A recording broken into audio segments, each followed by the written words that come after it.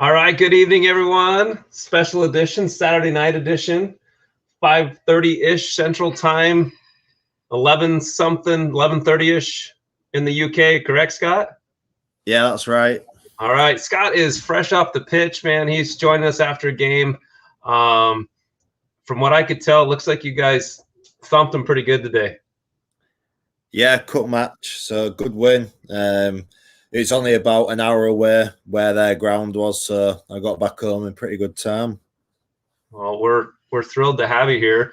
We're going to be talking card collecting, Broncos, because Scott's a Bronco guy too. So we gotta get some of the backstory. I think I know a little bit of it, but we got to put that out there so Broncos Nation gets behind Scott, and hopefully he can fill us Yanks in a little bit on rugby, because I don't know much. I enjoy what I get to see. I could not find your stream, but hey, you're gonna give us the lowdown and help us Yanks figure some of that out. So, Will, do you want to lead us off, my man? So could you tell us a little bit about yourself? Yeah, definitely. So obviously I'm living over in Yorkshire in England. Regarding American football, I started watching it when I was about 12, 13 years old and really enjoyed it. The contact and the roughness of it all. Obviously, with me being a rugby league boy, I could really relate to stuff obviously I was doing on the pitch. So yeah, I've just turned 30. Professional rugby league player. Denver Broncos fan, as you know. That's about it, really. Yeah, we got our orange and blue on, new school and old school. We got BCB. We got a lot of the BCB fam in the chat, so that's good to see too. Oh, cool. I love it. So you got into a couple questions I think we're going to get to in a little bit, but Will, you don't have to go in order. Do you have one that you want to go with first, or how do you collect cards in the UK? They haven't been going on very long regarding the cards, so it's probably been about a year.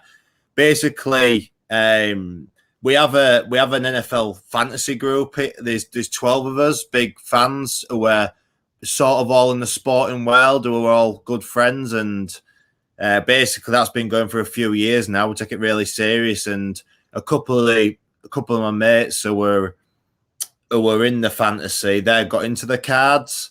One of them was a big Raiders fan and one's a Rams fan. And so, yeah, they got into it and just saw the growth of it, and they kept on mentioning it to us. And yeah, it was about a year ago. I just took the dive into the deep world of it all, really, and I tried getting some lessons, and how it all works. It was all really new to me. I was into collecting the sort of the memorabilia already, like looking. I loved obviously trying to get some of the helmets or the signed memorabilia stuff over, but no, it's growing really fast over here. It's tough because obviously you guys can just go down to certain stores and buy it. We normally, if we buy it from America, obviously we get taxed quite heavily on the boxes and stuff like that. So we have to try and wait for a UK company to get stuff in, so then we can quickly order it before it sells out online. So it's definitely growing over here, but it's a lot tougher to get our hands on it compared to you guys over there.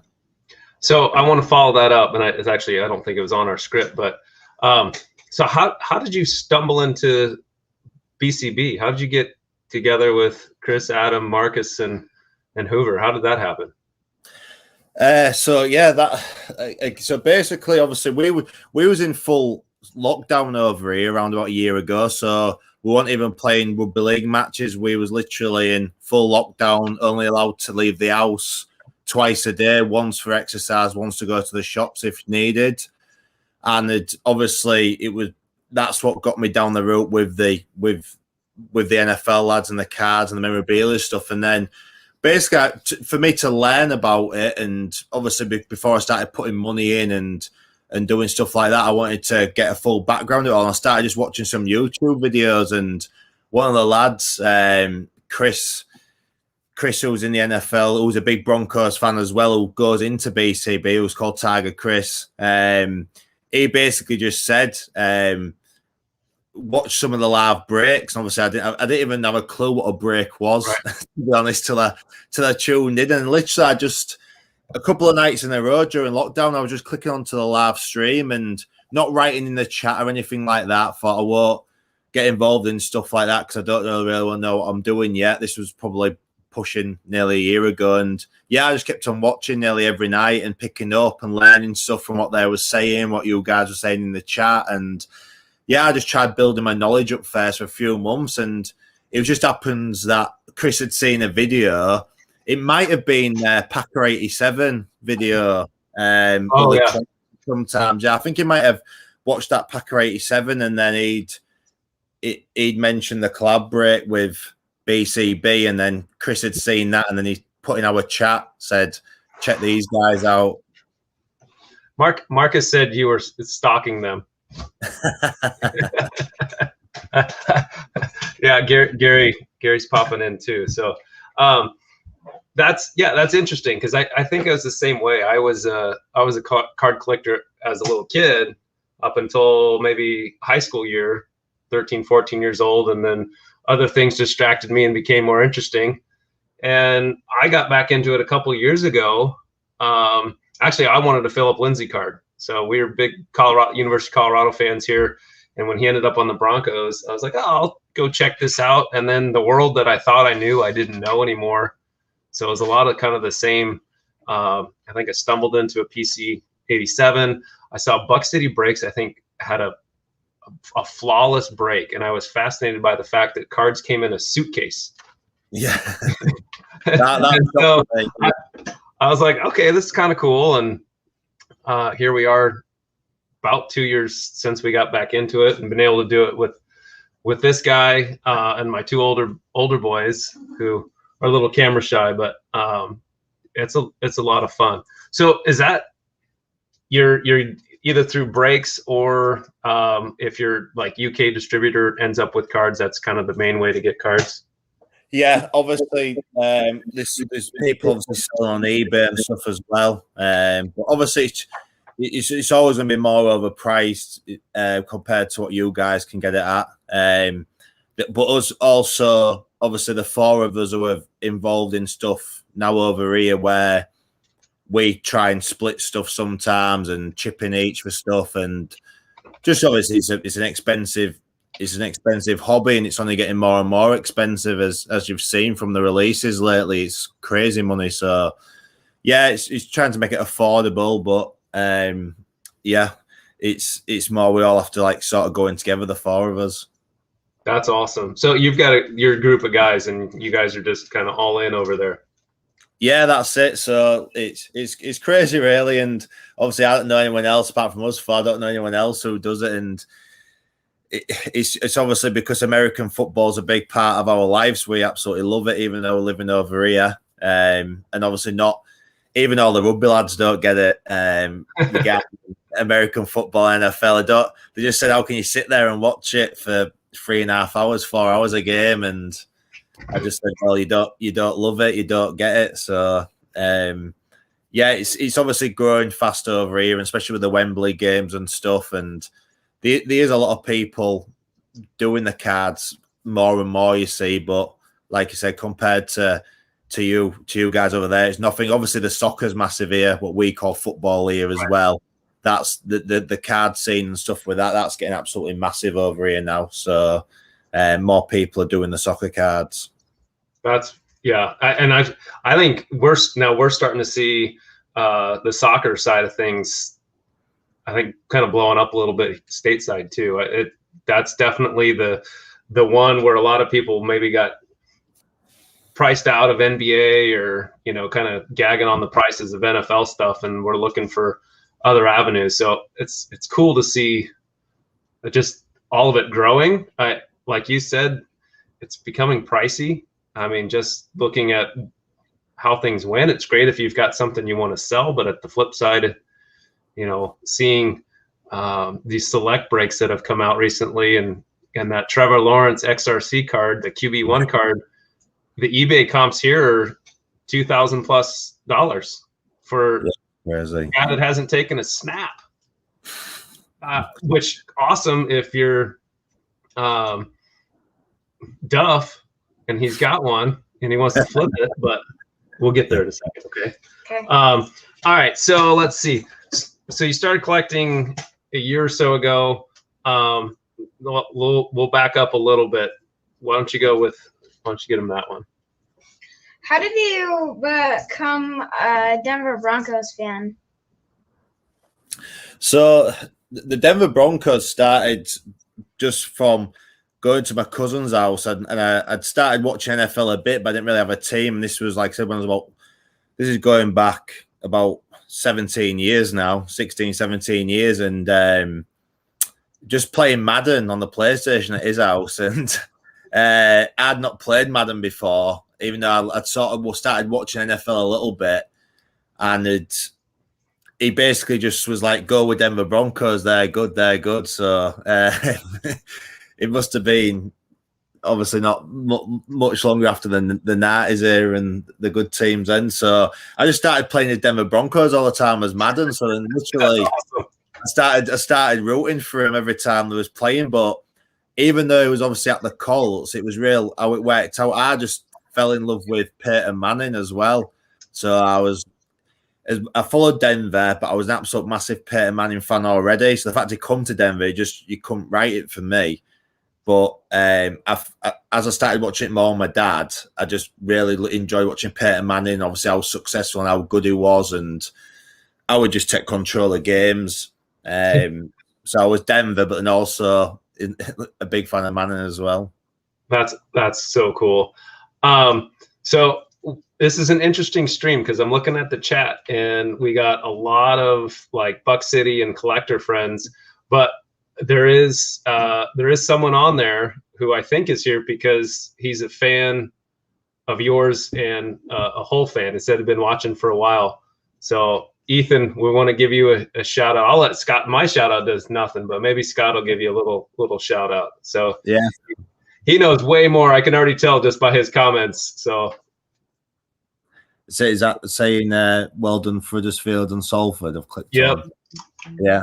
Oh, thanks for tuning in, Ethan. No worries. That's awesome.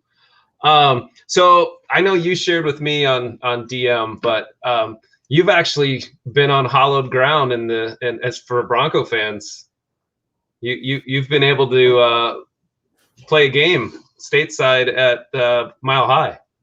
Yeah, like it's all worked out pretty crazy, really, regarding Owen following and Manning going to the Broncos, then me getting to play at Mile High. Basically, I was obviously playing for England as well as Hull FC. I was playing really well for Hull FC and getting picked to play for my country, and would come off the back of getting beat in the World Cup final in 2017, I believe it was, in Australia. And then after the World Cup and the next season started, they basically announced that there was going to be a mid-season one-off test match in America against New Zealand, the Kiwis. So obviously straight away I thought, want to be a part of that. I best make sure I start the season in red hot form and put my name in the picture to play for England again. And then obviously as the weeks went on and it got announced that it was going to be at Mile High in Denver, I couldn't believe it. But then also it would probably hit home the nerves of imagine if I don't get picked and I miss out and I aren't playing well enough, or the team ain't playing well enough, or my form ain't good enough. So yeah, there was a lot of pressure knowing that it was happening there. I couldn't believe it, and I just thought it's probably meant to be, but I'm still gonna have to work harder than ever to make that team. So yeah, it was. If it was the June or July, I've actually got the shirt up. It was 23rd of June 2018. This shirt. So yeah, basically, I played for Hull FC on the Friday night.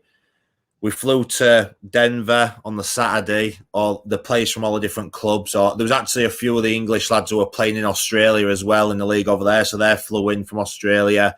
A lot of the New Zealand team playing the Australian league. So obviously rugby league's massive in Australia. So they're fluid, and literally we had 5-6 days to get adjusted to the time difference and start training. And then we played on pretty sure it was the Saturday afternoon at Mile High in the stadium. I got selected, got picked, played. Unbelievable experience. I think there was about 30,000 people there, and it didn't even fully cover the the bottom layer of Mile High. It was still a good atmosphere. I just remember it being a hot day, but the biggest thing was just the altitude. Obviously, you hear about them talk about the altitude all the time on the NFL, and the away. We on the coin flip at the start of the week, we actually flipped and got the away change rooms, not the home. So that was the only thing I was a bit gutted about, not having the home change rooms. But as you actually come up to obviously the away change rooms, there's a sign on the door saying you are now such and such below sea level. It's a bit of like getting the away team's heads sort of thing. And then when you start playing, you say about getting your second wind, and when you're very fit in any sport you do, you can get your second wind pretty fast. But it's the first time in a rugby league match. It's took a long time for that second wind to come because of the altitude and just the full experience of it all. I was blown away, and I always thought I'd have to pay to fly to Denver and go to Mile High and to get it all paid for and play for my country in that stadium.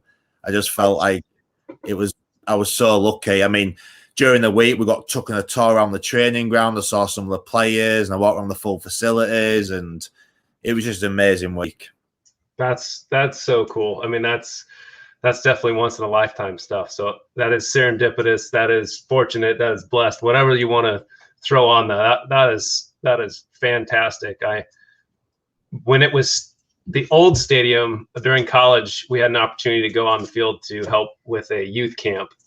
And I just was standing down there like, whoa. So I've watched games in the new stadium, but I've not been able to get down on the field. So that's pretty fantastic. I know that means a lot. Will wants to not only step foot, he wants to play on it. So he has big aspirations. Well, you need them. You need to have big dreams. What was there was a follow-up I had and I got lost in your all right. So you said you got to see some of the Broncos players. If you could take an NFL player and a Bronco player, so anyone in the NFL and also a Bronco, and you could bring them on Hull and join your club, who you picking? I think the Bronco one, if you're on about players playing now, I think that'd be easy for me because I'm a big Von Miller fan. So I'd take Von Miller straight away and put him next. I'd love to put him next to me in defensive line and get stuck into someone with him. So I'd go with Von Miller 100% right now. And if it was anyone in the NFL, who would I go with? I'd probably have to go with someone who was really, really fast to put on the wing. It would probably be tough to get hold of in clear space. So I'd probably go for like a DK Metcalf or someone like that. Yeah. So because in rugby league, any players who are really quick but good athletes and they're tall and they're good in the air, they turn out to be world-class wingers normally. So I reckon someone like a DK Metcalf on the wing it'd make a big difference. Yeah, I mean, 6'4", 230, probably athlete. I can't imagine that would be a bad thing. I still have my boy Von over anyone. Marcus was saying, what about taking Aaron Donald? You think he could play? I reckon Aaron Donald could play, but what the difference?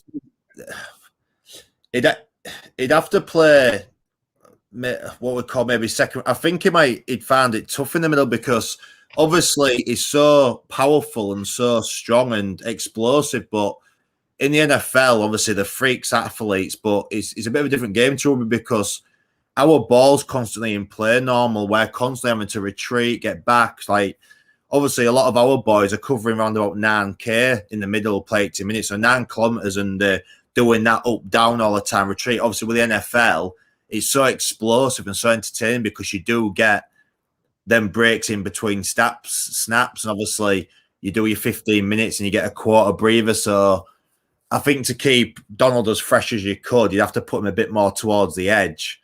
Because if he was in the middle all the time, it's a completely different sport to what he's used to. But if Aaron Donald got his hands on someone one-on-one running back at him, then it'd be a good sight to see.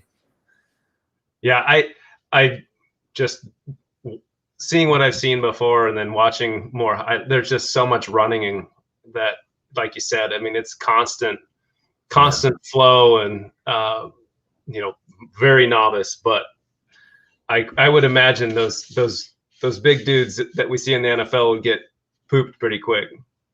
They'd be tired out.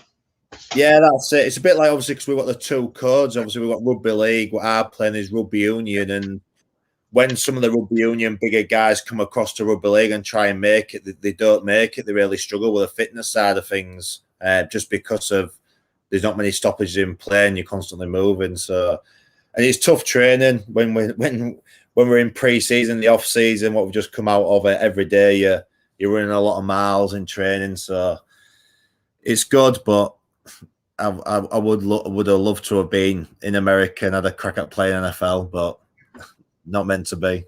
Well, I'm one of my best friends in college played at the University of Colorado and had a cup of tea in the NFL, and just being around the college level guys and how big and fast and strong that they were. I skied at the University of Colorado, so when I would go hang out with him, he was always getting flack because his position coach is looking at me going, "Why are you hanging out with the kickers?" So he was a 6'5", 245-pound outside linebacker, and I'm the little guy. Like, it's funny the perspective you have when you see professional athletes at the highest level, whether that's rugby or basketball. You don't realize how big those basketball players are until you're down kind of in in their element. So Will's chomping at the bit. He wants to show you a card. Now, it's not a Bronco card, but he wants to kick off his little show and tell. We'll show this one and then get back to talking. So you got Oh, yeah. Patrick Mahomes out of 9, but it's a 1 of 1. That's an unbelievable card, and that's the one what come in the post and surprise you on your videos. What I believe, is that right? Yeah. So back in November, we were hanging out on someone's stream, and we got off the stream, and it was Gold Line Cards. Our friend Chris and Will decided to. It was right before our Thanksgiving break here, so it was the night before. So we were staying up a little later, and he went to grab his box of cards and was looking through it. And hey, look, I know I've got some Mahomes, and we're looking through it, and that card had been sitting in the box for 18 months because we didn't look at the back of it when he pulled it. And it's just a stupid one. Everyone that's watched our stream, this is like the 5th or 6th time they've heard this story, but it's a Patrick Mahomes 101. 100%, yeah. It's unbelievable. So the 9-year-old has the most valuable card, and that'll be going back in the safe here in a little bit. But yeah, he wanted to show that one off a little bit. Unbelievable. What's your plans? Is that going to be staying with you for a lot of years to come? I don't think he has any. Well, you tell. Sorry. I feel like when Patrick Mahomes is like close to like his last year or so, I think I'm gonna like sell it because that's probably gonna be the time where it's gonna be the most value for the card. 100%. Because their last year is like their downfall year. Well, and then like right now, Peyton Manning. I mean, combined with how crazy everything is, but and going into the Hall of Fame, Peyton Manning's stuff is pretty nuts right now too. It's crazy. I literally jumped on got a new Peyton Manning helmet, and it was a guy selling some stuff up in the UK. I think it was after some quick sale stuff, and I made an offer and I got it. And I was comparing prices back in America, what some of the helmets was going for similar, and I was absolutely over the moon to have got it. Helmets are crazy. I started going after them pretty hard, and you can see a few of them in the background. And then my boss, my wife, said, "No more. They take up too much room." And so, but he hasn't been banned from mini helmets yet. Mini helmets are another one, but I like the full size ones. They look better, they display better than the minis. The minis are cool. I dig them, but the full size are fun. The mem is fantastic too, but the cards are a little easier, I think, for us because of space. Just having places to put them or display them is a little bit easier than signed jerseys and all that. But it's sure fun to get them. Definitely, and like I said, it's getting that big, and it's slowly getting bigger and bigger. It's probably lucky that you've got involved now rather than another 2-3 years, because it's just gonna keep taking off. All right, Will, you got another one you wanted to show? So I know this isn't a Bronco, but look how thick the card is. Is that a big patch? No, it's a glove. Oh, glove. For perspective, here's a slab. It's That's the size crazy. of a Yeah, slab. I've not seen one that thick before. We hadn't either. I don't know how I even had a top loader that fit it, but it came. Actually, someone sent it to the boys. They sent two. We're big LaVishka fans, and someone sent us a couple, and so Will took. It's a glove, but I still don't know why it's as thick unless other parts of the glove take up that much room in the cardboard. But this card's probably never coming out of the case because it's pretty snug. And that's because LaVishka played at Colorado, right? Yes. Yeah. So that's that one. That's a LaVishka. That's a Philip Lindsay. Sorry, I'm doing this backwards. So that's Floyd Little. So he's a Hall of Famer from the 60s and 70s. That's Lindsay, and that's Jerry Judy. Jerry. So, and by the way, that optic you landed last night was pretty nice.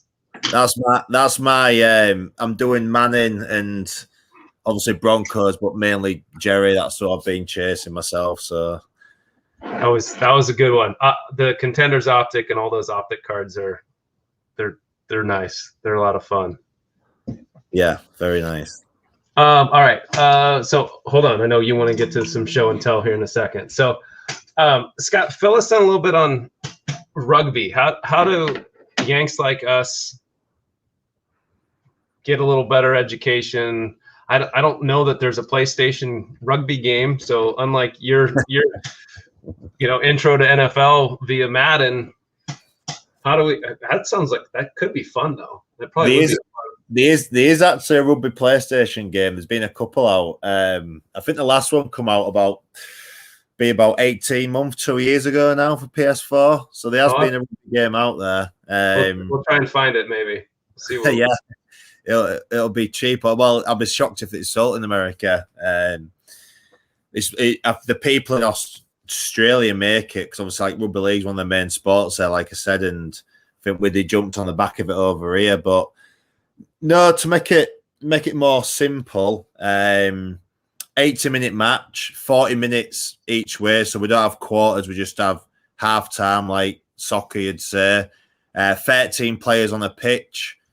Obviously, in the NFL, it's 11 players. Yeah, thought so. We have 13 players on the pitch, but then we have 4 subs. And you're allowed to do 8 interchange in a game, but basically them 17 players play the full match, so you don't have like an offense or defense like NFL. Basically, we do the attack and defense the full lot. That's why the fitness tells, because you're always out there normally, unless you're getting subbed off for a 10-20 minute breather in the middle. But no, it's similar. It's a bit. Obviously, the explosions are sometimes as big as NFL, but we do the full contact and the tackling like the NFL. But obviously, we don't wear pads unless you're injured and you have to cover something up. Then we might have some sort of padding taped on. But no, People say like and about it being brutal and not wearing pads and stuff and that, but I started playing from the age of 6. My parents took me down from the age of 6. I was big rugby league fans, big Hull FC fans. All my family massive Hull FC fans. So I got took down to play when I was 6, and from the age of 6 up until now, touch wood, I never had any really serious injuries, and it's because I've been taught right and choose the right techniques and what to do. So yeah, I grew up. So I played amateur from the age of 6 till 16, and I got signed professional at the age of 16, and debuted just as I turned 18. First team in Super League in the main league, and then that was in 2009. So I think this is my 13th season. Wow. Going into. So yeah, the body's a bit battered. I can only imagine. You said you got a little dinged up tonight. You good?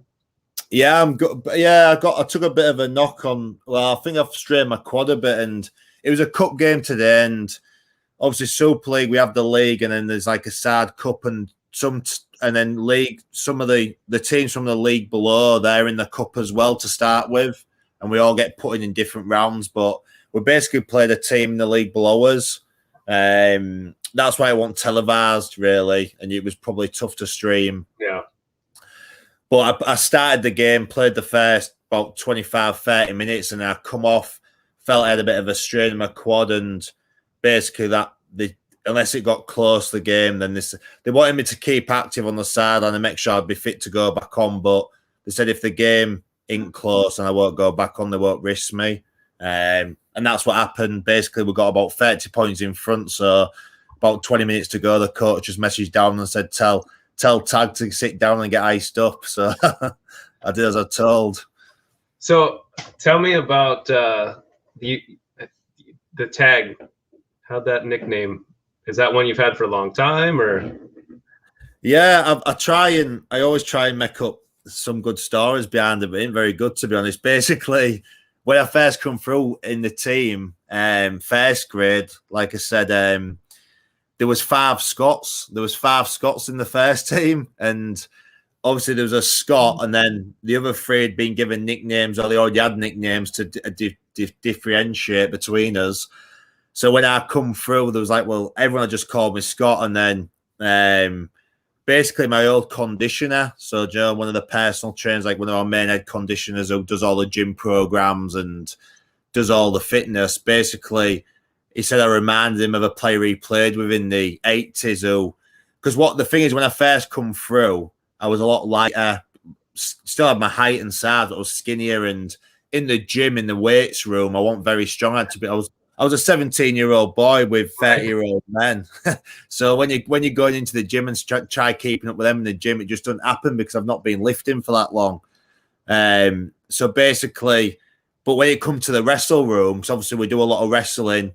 We actually, like in the off season now, we go to like a UFC place and do wrestle techniques and wrestling stuff. And when we're going against each other full in the wrestle room, I was getting on top of some of them. So I was naturally strong, but couldn't shift loads of weight. So I basically reminded him the condition of a guy he played with who was really skinny and light, but really strong. He was called Tag as well, apparently. So he said, right, you're Tag as well now. You're the new Tag. And honestly, since then, it just stuck, and everyone calls me it. And I remember when 2 years later, when I got my first England cap, first time for my country, and I'd hardly spoke to the England head coach, and he read the team sheet out and read me out as Tag. And I thought, it really has gone everywhere. Even the head coach of England is calling me Tag now. So it's stuck ever since. That's awesome. It's stuck. I love it. All right. Will's apparently got to do some more show and tell here. Let's go. 24 Broncos 9.5. That's Champ Bailey. Yeah, that's my wife's favorite player. So she doesn't collect anything, but I pick up. It's my excuse to pick up Champ Bailey cards and not get yelled at. So I just can find. Although his stuff is spendy now too. It used to be a little easier to pick up, but. I haven't looked into Tiger Chris, who I was on about. He's a massive Champ Bailey fan. Who's the other big Broncos fan? Obviously, I like Champ, but I had a massive interest in looking into him. But yeah, so even people like Champa, price is going stupid now, are they? Well, and at the Hall of Fame, that induction, you know, that kind of threw it up there a little bit. Well, so Will's got another one. So that's his. That was, where'd you get it? So someone at our it was BCB.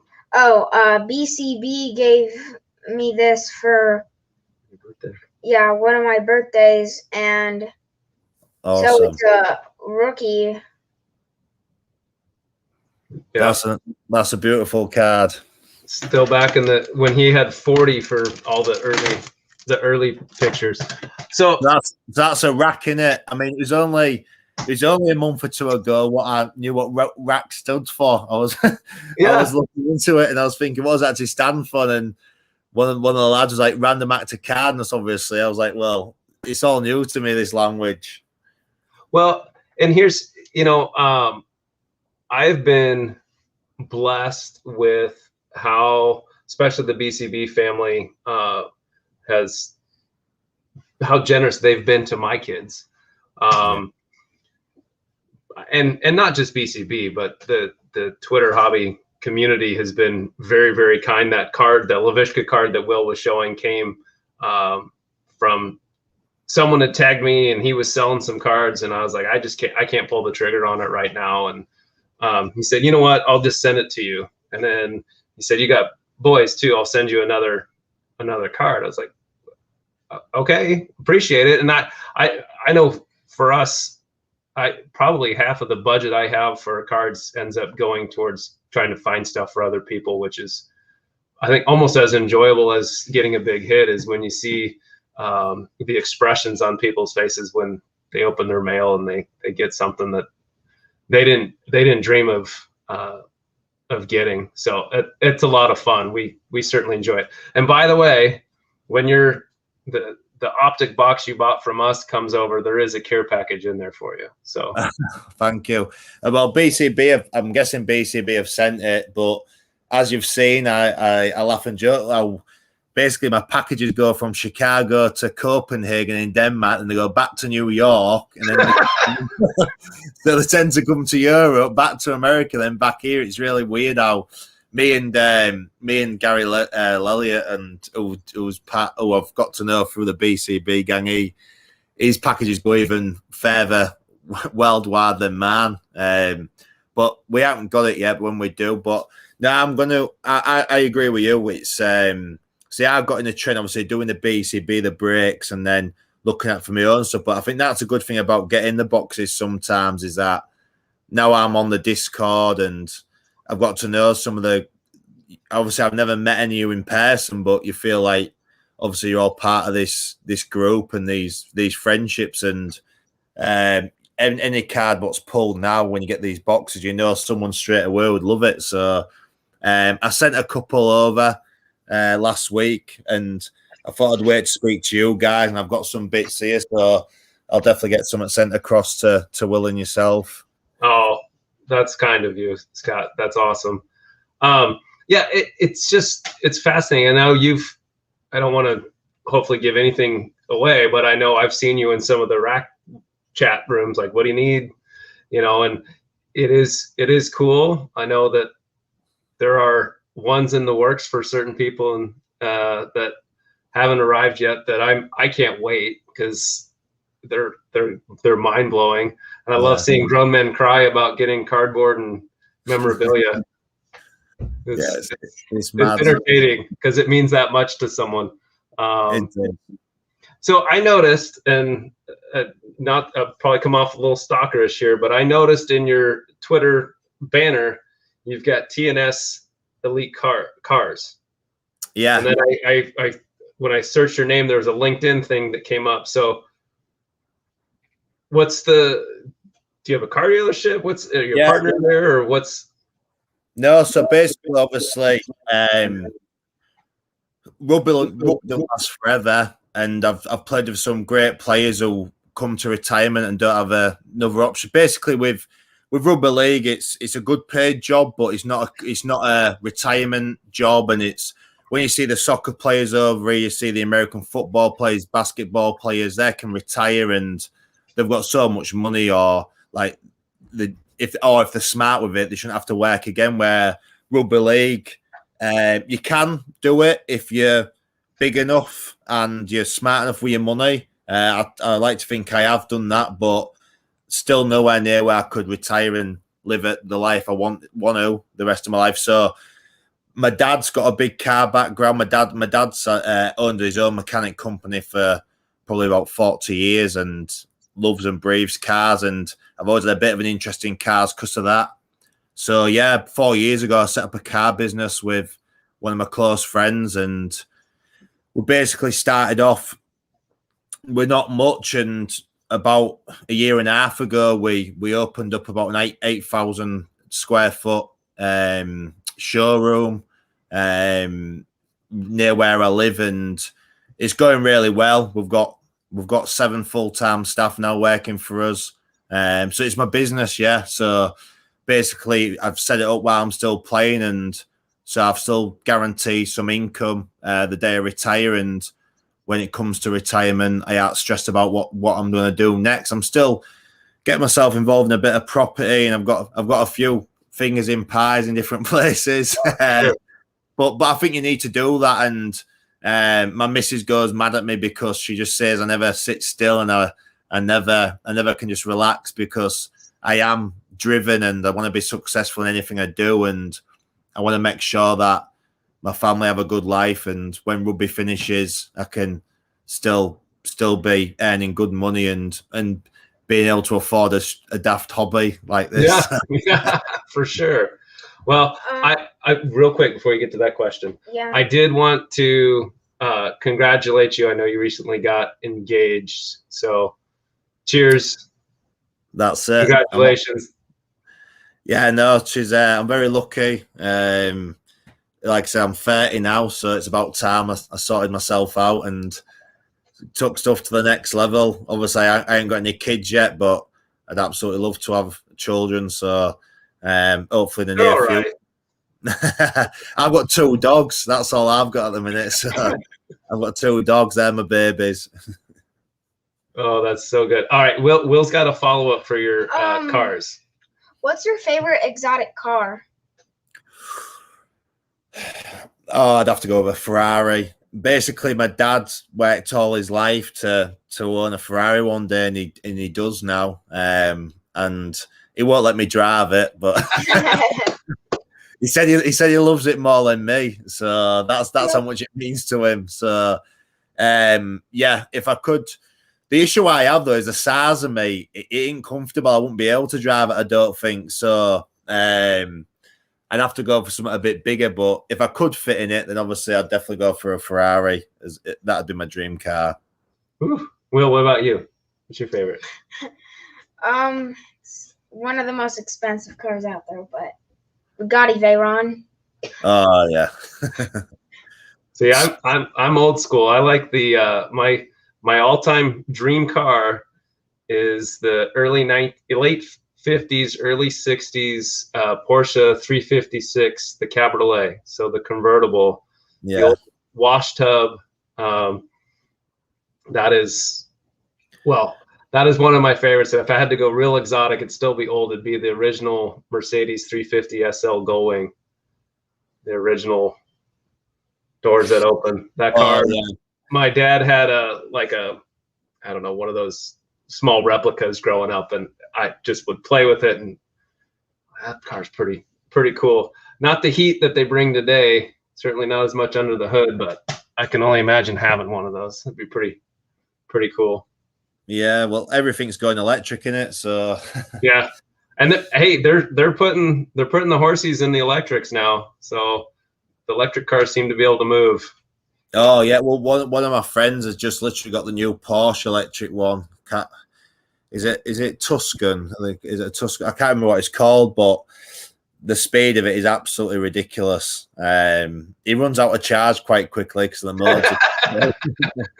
It's like old cell phones. That's it. Well, we've had that chat at work this week in the car business. Then we're going to look at stocking some more electric cars now, just because obviously that's the way the world's going, and in the next 10 years or so. I think everyone will be having them. So we best start learning everything about them and start selling them as well. Absolutely. So how many times have you been over to the US aside from your Denver trip? I've been 4 times. I've had 2 training camps in Florida, where literally 10 minutes from Disneyland. I can't remember the name of the training facilities, but I always remember when we was there, Tyson Gay'd always be training there, and a couple of Jamaican sprinters. So we'd fly over like January time, so we could get some decent training in. Obviously, because January time over here in England, it's pretty wet. So yeah, you need to get some good quality skilling. So I've been twice for training camps to Florida, and with that chance, I got to go to see Tampa Bay Buccaneers game against Philadelphia Eagles live. That was a really good experience, seeing a game in Tampa Bay. I always remember it was one of the hottest days I've ever been a part of, and obviously I'm a bit fair-skinned, so I got a bit burnt that day. Oh no! But yes, I've been twice for then. I've been to the Denver, and then I'd also been to New York on like the sightseeing, typical tourist New York holiday. So I've been 4 times, but I definitely want to come over a few more times and see different cities. Would love to see a game in Denver, even though I've obviously played there. I'd love to go to an actual live match in Denver. And I'd obviously love now I'm obviously got on the list to go to see the BCB boys. After seeing Duff Week, we need a tag week, I think. So I agree. I would be down for that. If you get back to the States and you're going to go to a Bronco game, I will figure out from Iowa how to make that. I still have tons of friends in Denver, so we can, at a minimum, if we don't sit together, we can go tailgate a little bit. Oh, I'd love to. Yeah, obviously, because I won't have a clue about getting. What is it? Is it really tough to get tickets? I can imagine. I mean, it's there. You can get them. I mean, they're sold out, but you can definitely get tickets. And yeah, every time I've wanted to come back out for a game, one of my buddies is usually able to get tickets. Either their partners on season tickets, or they've got someone else that has access to them. And I don't know if he's still in here, but Minuteman Scott was in the chat, and he's got a ticket brokerage business too. So cool. I know there's a way to get to that. So I wanted to follow that up, and I know you've got a question, don't you? Sort of. So I wanted to ask you really if, when you're in the States, is there a food that you're like, this is really good, and then also anything that you think that Americans eat that is just bizarre, just weird? Ooh. Well, anything that comes to mind about stuff what you eat, what's bizarre or weird. The one thing because I'm a big lad and I can eat, but the portion sizes there are just ridiculous in some of the places. I think that's the biggest shock to me. When I first went over to America and went to Florida, can't remember the name of the restaurant now, but there was four of us went out one night. We'd already had a bit of tea earlier on. We went to watch a game or just went to check out around the area. And I remember us calling the waitress over and ordering some chicken wings. And basically just said we wanted to pick out some chicken wings off the menu. And we didn't really look at the menu and said, oh, how many do you want? And we said, well, about 18, 20 maybe to share between 4 of us, just to pick out a few each of a beer. And when she come back, she brought 100 chicken wings.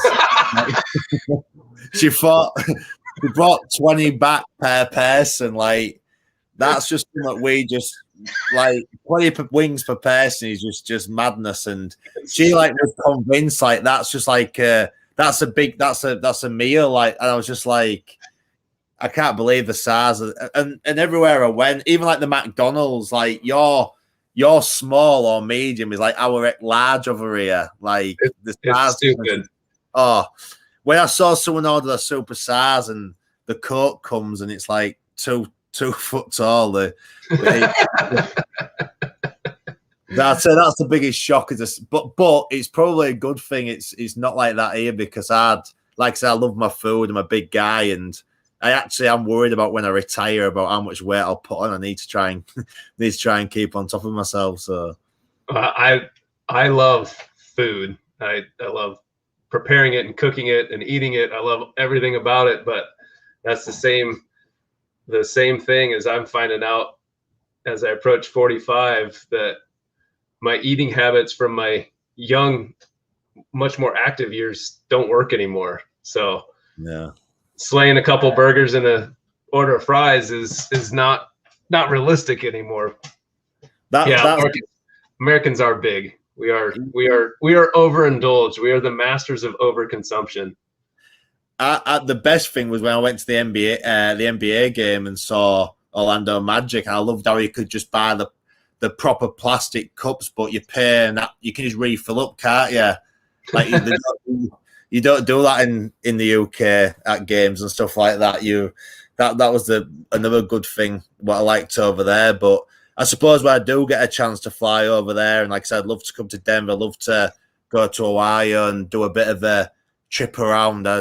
It's good to meet people like yourself because you know the best places and have the best advice. Obviously, when I go over there, I'm a bit of an unknown with what to go to. We'll always, like I said, if it comes to food, that's like the first thing I research when we travel is where's the good places to eat. How do we get an experience that's unique to that area and get a good meal? Because my wife and I found out from traveling, we remember more about the meals than some of the things that we did. Like, do you remember we went to an Indian restaurant in Munich, and to this day, it's the best Indian food we have ever had. And like that just doesn't make sense. But as our tour guide, we went to Neuschwanstein Castle, and we became friends with the folks on our tour, and they were like, "Hey, let's go get something to eat." And he said, "There's a really good Indian restaurant." I think collectively we all kind of raised our eyebrows. Okay. And we went in there, and it was a Indian family-run restaurant, and we were with some Americans that were Indian heritage too, and they were ordering all this stuff, and I said, "Yeah, I'll have that." And they said, "You don't want it at that spice level." I was like, "No, I like spicy food." And they looked at me and they go, "No, you don't want this. It's too hot for you." But yeah, food is. I could do a whole probably show on food alone. So, you had a question, or you had a comment? Well, it wasn't really a question. So for our spring break, we went down to Tampa and places. Yeah, we had some good food. Yeah, so I don't know, Scott. If you've got something handy, I want to see what Tag Taylor's hiding back there. I don't know if you got anything in arm's reach with some. Or maybe everything's at BCB, huh? What's that? Everything's just being held at BCB for you. Some stuff in that. I have some of my. I'm in like my sort of man cave room now. There's my first England cap shirt. That's the Denver Test shirt what I played in, which I actually sent the shorts to BCB, the match short. So they've got the match one shorts. I've got what bits can I show you? I'll get a couple of NFL bits for you. Yeah.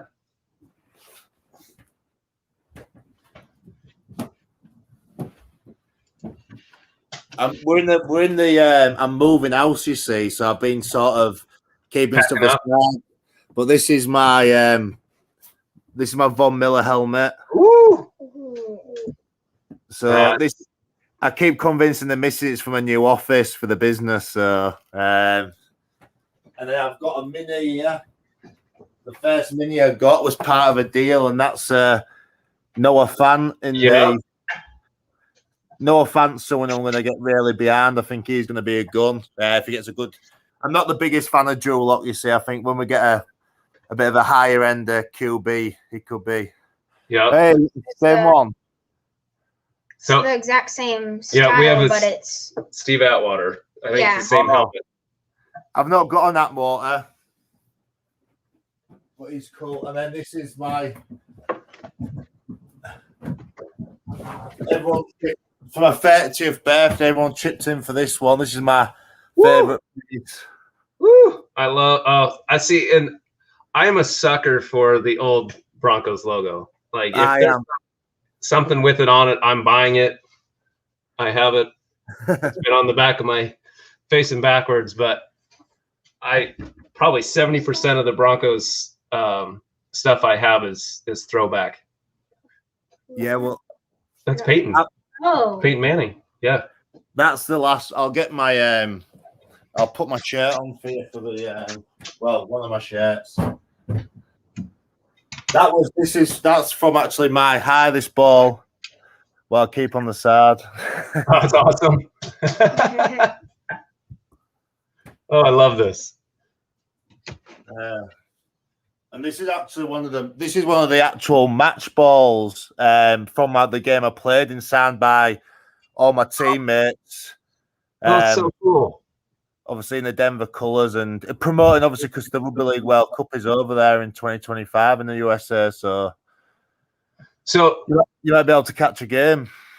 Well, and that's definitely something to put on the radar for 2025 to figure out, because I don't know if it's is it all throughout the US then? Is it different stadiums? Yeah, I think it's gonna be in different stadiums. This is one of the people at the training ground give me this as a gift after the game. So that's so cool. I don't know what it is. Mile High 20. It says State of Colorado 2003 Mile High marker, 5,280 feet above sea level. So they're giving me after the game to remind me of how tired I was. Like I said, Scott, my first 30, how old am I going to be? 34 years were in Colorado. And, I never realized how much the altitude affected me until I go back to see my parents who still live in Colorado Springs, which is even higher. It's about 6,500 feet above sea level. And I'll go out there and play golf when I get tired. Yeah, it was crazy playing in that. I'll get my shirt to finish off with for you. Now Will's pulling the heat out now. I got this sent over from BCB and I got it framed recently, ready for the new office as well. Yeah. So we love that. The Judy. Will's got another one. He started pulling stuff out of my display he wanted to show you. So little Vaughn RPA. Oh, is that Vaughn? Mm-hmm. Jealous. I've only got one Vaughn auto card. I'll just get me. Well, Gary, Will peaked some of my. He was pulling stuff out of that, but the LaVishka, the Patrick Mahomes, the first Von Miller game day card, and yeah. So yeah, Will does have an awesome collection. He'll save his money. He'll look on eBay with me, but he's also been absolutely blessed. Oh, yeah. This was that's the Color Rush orange. Yeah. I don't like that one that much. I like the old unis more than the. I like the Color Rush. I dig it. Yeah. So Scott, Will, thanks to birthdays, hand-me-downs, I think he can wear a jersey 7 or 8 days in a row. You have. I'm pretty sure I have 9. 9. Okay, so you have Peyton Manning. Uh-huh. Philip. I have 3 Peyton Manning. Some of the Peyton Mannings are belly shirts small. From when you were little, but they don't fit anymore. Yeah. So Peyton, you have Von Miller. Uh-huh. You have Philip. You guys got a Noah Fant from a friend of ours in the neighborhood who their kid had outgrown it. So you got Noah Fant and another Vaughn. No, that was Bradley Chubb. Oh, yeah. I didn't even realize. And then he's got Colorado jerseys, and we live close to Iowa State University. So it's funny because he doesn't wear anything else besides his jerseys. Some of the jerseys look like dresses of how big they are. Well, they're expensive, Scott. So I'm buying him ones that he probably really won't fit in for another 2 years, but he'll appreciate it when he gets there, though. They're spendy. He goes through them too fast. Will, you got one or two things, and we gotta let Scott go. It's late where he is. Oh, that's a beauty. That's my only one. I'm trying to find another Peyton Auto and the Broncos uni. Yeah, I ain't got a Broncos. I've got a Colts one, but I ain't got a Broncos one. That's my next big save to get one. And I don't know if you saw that when I posted it. Oh, I just got that one. The day downtown Elway. And this one, to me, I vividly remember was in a house with 3 of my roommates in Boulder, Colorado, senior year of college. And we were all longtime Bronco fans, had been through all the blowouts. And that game, I mean, the 4 of us broke down crying because they won after all the heartache. And we're watching it, we're hugging each other. I can only imagine, because we didn't allow anybody else in because we were just assumed that it was going to go bad because it just was the way it went. And so we were running around the neighborhood. We were acting a fool. We might have had adult sodas in us. And that moment. So when I saw that card get released, I was like, I have to have that thing. Yeah. It's such a memorable moment. And I wish there'd be a Von Miller like that from Super Bowl 50. Stacking, yeah. That would be a slam dunk for us. Scott, I know it's late over there. I think we're pushing like 12:30, 12:45 your time. So I want to be respectful of it. You've already given us an hour. This has been awesome. This is so much fun for us. Oh, yeah. So Will's he's got to plug his YouTube channel real quick before everyone ducks out on us. So why don't you go ahead? So our YouTube channel is 501 Adventures, and we post more of our vacation, the vacations we go to and stuff like that.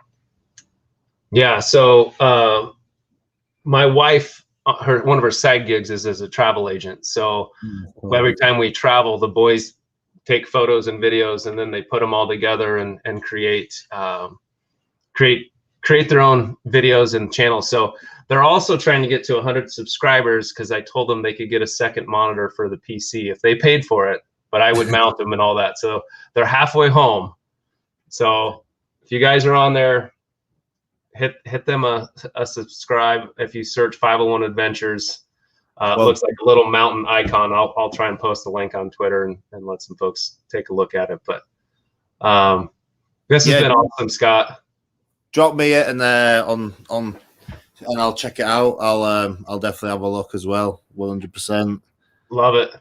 All right, so we got plans. We're gonna get to a Bronco game in Denver at some point. We're gonna meet up in the 2025 Rugby World Cup. And then maybe we'll have a get together at BCB. Yeah, you see, when it's the 2025 World Cup, there's a good chance. Hopefully, things go to plan. I could even be retired myself by then, so I can enjoy it and actually sort out the tickets for them games. You could just be sitting back and enjoying it. That's it for the first time, rather than being out there. But no, it's been good. Thanks for having me, guys. And like I said, you'll have to. And if you hit me, I won't. I'll let you. Obviously, I know both your lads are getting a bit of a collection there, so I'll send an envelope of some cards of what I've got, and then you'll have to distribute them fairly between the family. Yeah, they'll do a draft. So I'm gonna try and pull this up real quick and see if. Click on the image. I'm pretty sure. I'm the old man over here is struggling, but yeah, if you search 501 Adventures, 501 Adventures. You'll see it, and like I said, I'll throw a tag out there. So, Scott, awesome. Get some rest, heal up, get that leg taken care of, and we will catch up with you soon. Thank you so much. You guys, thanks for stopping in the stream tonight. Cheers, Scott. Have a great evening. Anytime. Thank you. Thanks, guys. Take care. All right. Bye-bye. Yeah.